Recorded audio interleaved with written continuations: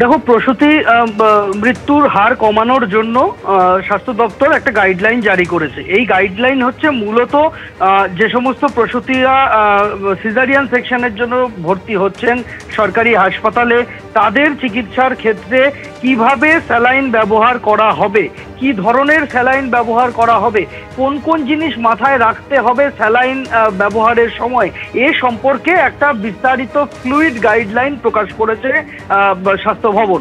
এবং এই গাইডলাইনে বলা হয়েছে যে এই রাজ্যের সরকারি মেডিকেল কলেজ থেকে শুরু করে একেবারে গ্রামের ব্লক প্রাথমিক স্বাস্থ্য কেন্দ্র পর্যন্ত প্রত্যেকটি হাসপাতালে যেখানে যেখানে প্রসব হয়, প্রত্যেকটি জায়গায় প্রত্যেক চিকিৎসক, অ্যানাস্থেসিওলজিস্ট, নার্সিং স্টাফ প্রত্যেককে এই ফ্লুইড গাইডলাইন মেনে প্রসূতিকে স্যালাইন দিতে হবে।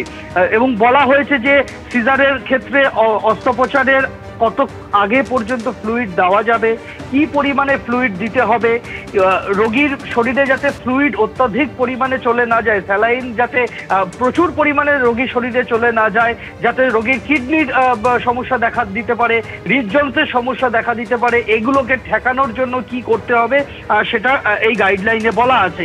এবং নির্দিষ্টভাবে বলে দেওয়া হয়েছে যে একমাত্র নর্মাল স্যালাইন এবং রিঙ্গার ল্যাক্টেড স্যালাইন এর ব্যবহারের ওপরই জোর দেওয়া হয়েছে।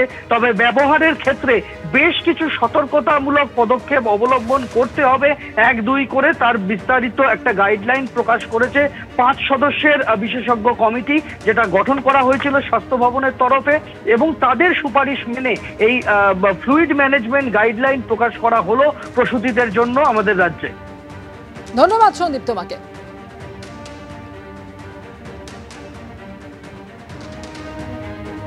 প্রসূতি মৃত্যুর হার বৃদ্ধি জানিয়ে চিন্তায় স্বাস্থ্য দপ্তর এবং এই নিয়ে নতুন গাইডলাইন জারি করা হলো। একেবারে কঠোর গাইডলাইনের কথা বলা হয়েছে স্বাস্থ্য দপ্তরের জারি করা এই নির্দেশিকায়।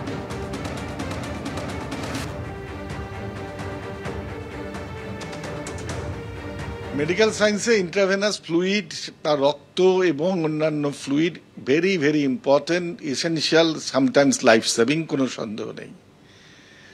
প্রশ্ন 3টি: কোয়ালিটি, কোয়ান্টিটি আর মনিটরিং। মনিটরিং এবং কোয়ান্টিটি কতটা চিকিৎসক স্বাস্থ্যকর্মী ঠিক করবেন, কিন্তু কোয়ালিটি কে দেখবে? যাদের দেখার দায় ওষুধ প্রস্তুতকারী সংস্থা থেকে শুরু করে ড্রাগ টেস্টিং ল্যাবরেটরি, ড্রাগের গুণগত মান দেখার জন্য যারা নিয়োজিত, তারা কি সেই কোয়ালিটি এনশিওর করতে পারবেন? অ্যাভেলেবিলিটির ওপরে নির্ভর করেই চিকিৎসকদের কাজ করতে হয়। কে এনশিওর করবে নির্দিষ্ট ধরনের fluid at the time of necessity? সব রকমের ফ্লুইড সব সময় সব জায়গায় সমানভাবে পাওয়া যাবে, বিজ্ঞানসম্মত উপায়ে চিকিৎসা হবে, সবাই আমরা চাই, কিন্তু বেড়ালের গলায় ঘন্টা বাঁধবে কে?